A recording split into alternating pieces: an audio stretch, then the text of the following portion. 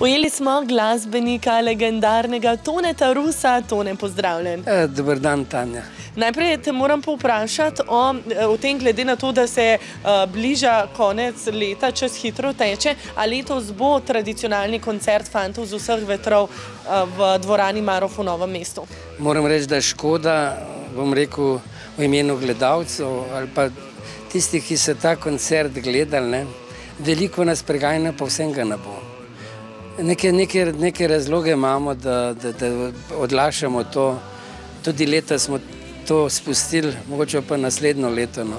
Se pa ogromno sprašuje ljudi glede na to, da smo imeli dva zelo uspešna koncerta, napolnili dvorano Marof do toliko, če nikoli ni bila polna dvorana in si ljudje želijo, verjamem, ampak tudi letos ga ne bo. Ampak nastajajo pa nove pesmi. Slišala sem, da s fanti z vseh vetrov pripravljate že novo zgoščenko. Ja, zanimivo. Moram reči, da vodja Ferenc Kramer si je vedno želel, da nekaj tudi narediš, imel neke posnetke s Tonetom Rusom, neke pesmi tudi z Berusom zdaj, tako da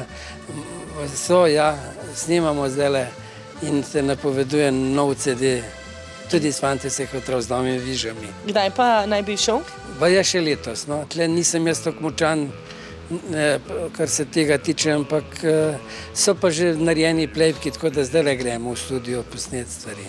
Morda še v Brkih, nekaj časa si bil brez, da jih spet imaš, se obeta spet kakšno britje?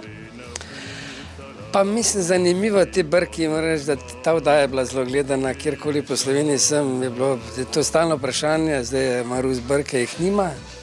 Vesel sem, da je ostala ta višja, čas bi zavrtel nazaj, ki je bila kriva, da sem jaz zgubil Brke.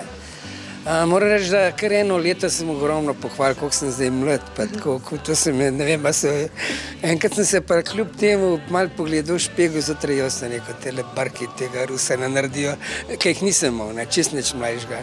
In sem se odločil v to mojo klasiko, da malo računal, da bo je črni zrasel tam.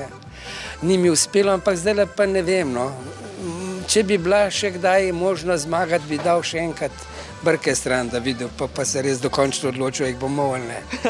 Najlepša hvala. Ja.